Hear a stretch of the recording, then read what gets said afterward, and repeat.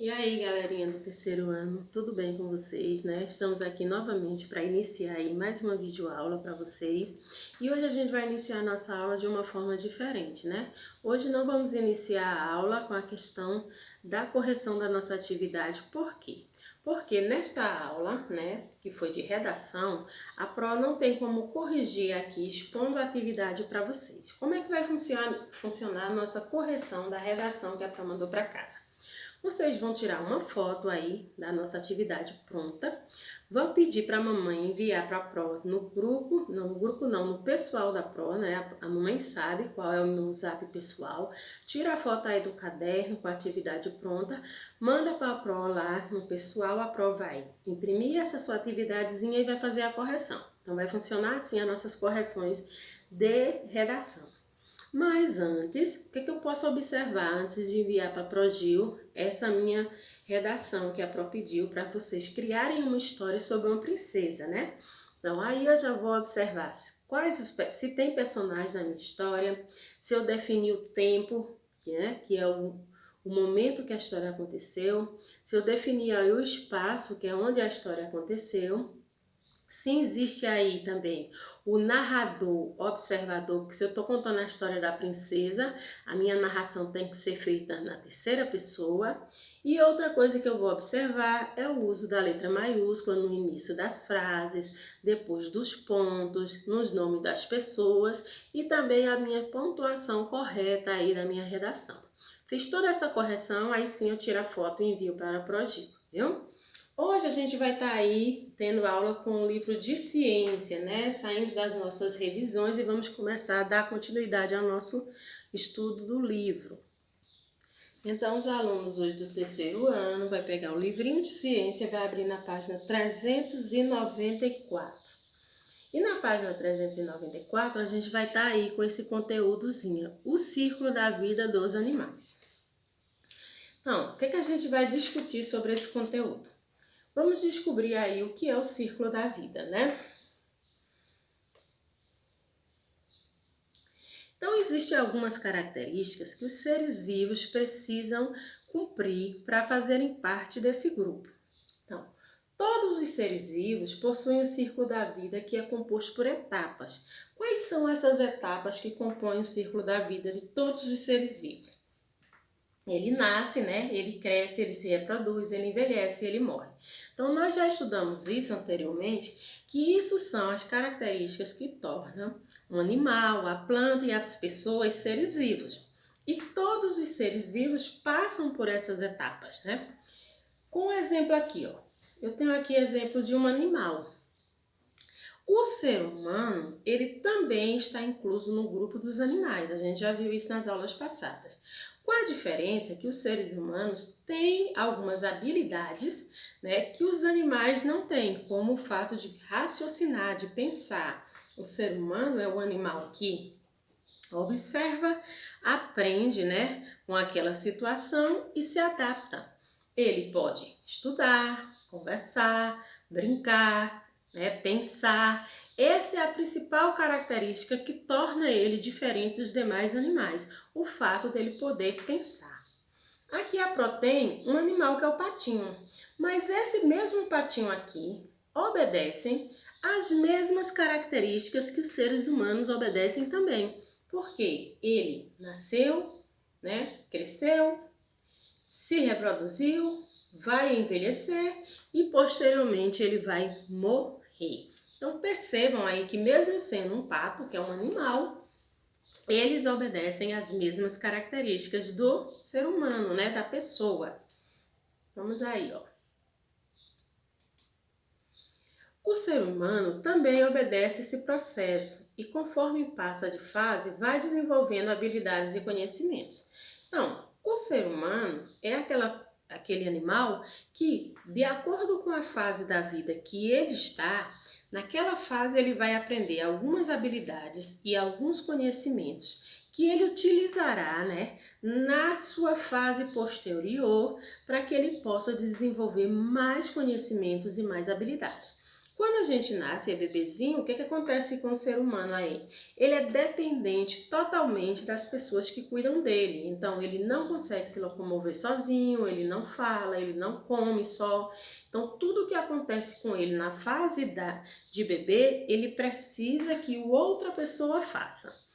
Essa fase a gente vai evoluindo, né? Vai crescendo na infância e de acordo com o crescimento daquela fase da infância, nós vamos aprendendo habilidades como andar, como falar, como se comunicar, expressar sentimentos. Então perceba que todas as fases da nossa vida como pessoa, como ser humano, são fases que a gente vai crescendo e ao longo do crescimento a gente vai adquirindo habilidades e conhecimento. É justamente isso que diferencia, né, os animais ditos convencionais, né, das pessoas. Então, o cachorro é justamente diferente de uma criança pelo fato de que a criança, ao se desenvolver dia a dia, ela vai adquirindo conhecimento e habilidade para a próxima fase da vida dela. E perceba que o ser humano, quando nasce, ele não tem uma forma definida, porque ele vai crescendo e se desenvolvendo ao longo deste processo.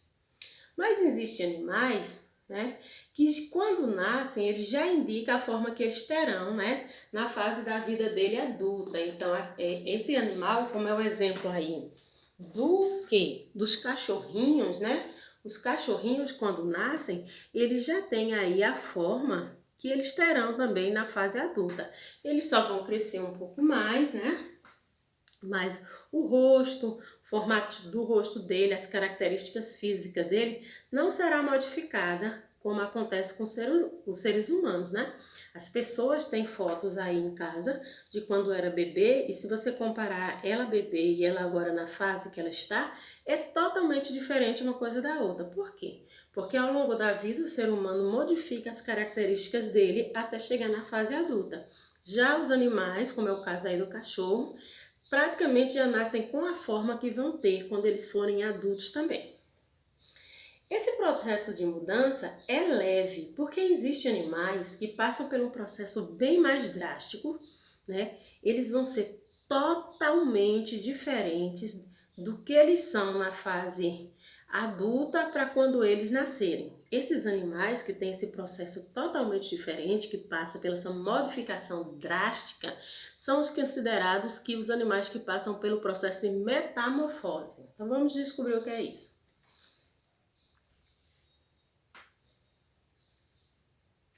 Então, metamorfose é uma palavra grega que significa mudança de forma, né? Ela está relacionada às mudanças na forma do corpo de alguns animais artrópodes. Então, existem animais que quando nascem eles são de uma forma e quando eles ficam adultos eles são totalmente diferentes daquela forma. É o exemplo aí de quem? Do sapo e da borboleta. Esses dois animais que está apresentando para vocês aí, eles passam pelo processo chamado metamorfose, que é quando o animal muda totalmente a forma do corpinho dele, de quando ele nasceu para quando ficar adulto. Os animais com desenvolvimento indireto ocorre a metamorfose para chegar à fase adulta, que pode ser completa ou incompleta. Então, o que a gente pode perceber? Que quando o sapo e a borboleta nascem, o desenvolvimento deles é incompleto ainda. Eles não estão na forma completa, né, do jeito que eles têm que ser. Então, durante esse processo do crescimento, até chegar na fase adulta, eles vão passar pelo processo de metamorfose, que nós já descobrimos que significa mudança de quê? Mudança na forma do corpo. Então, vamos descobrir como a borboleta passa por esse processo.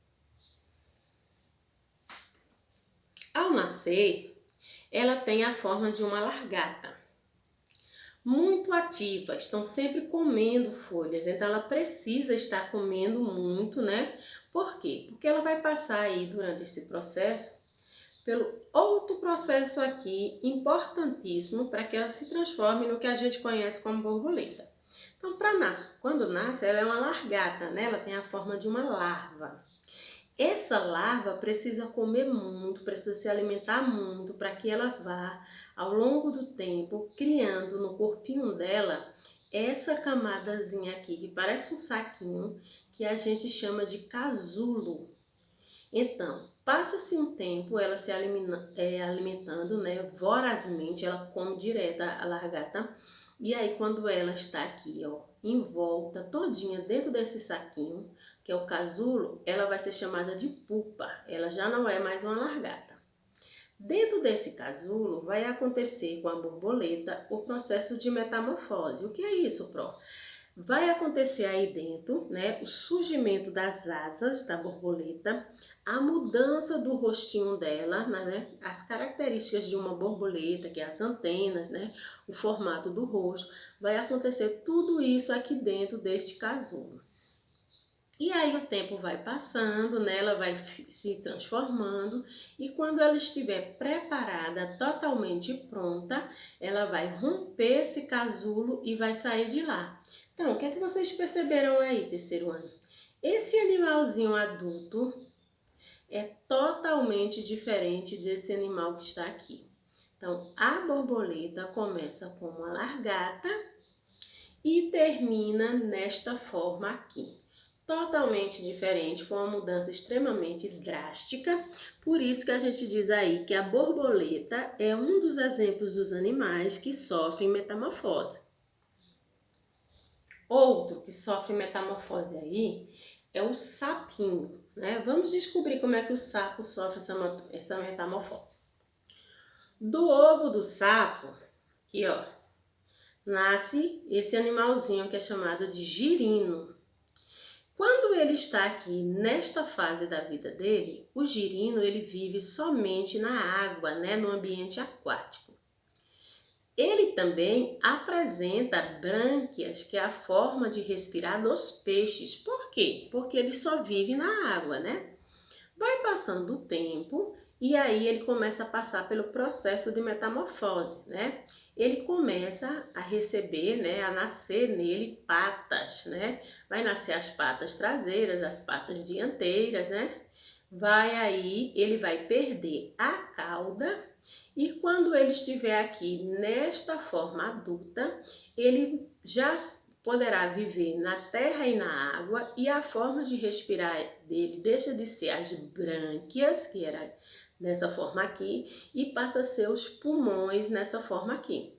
Então, perceba que o sapo passa por uma mudança ainda mais drástica do que a borboleta, porque até a forma de respirar dele vai se modificar. Quando ele nasce, ele respira que nem os peixes, através de brânquias. Quando ele está na fase adulta, aí sim ele respira como a gente pelos pulmões. Então, o sapo também é um exemplo de animal que passa por um processo drástico, conhecido aí como processo de metamorfose. Que a palavra metamorfose significa o que, gente?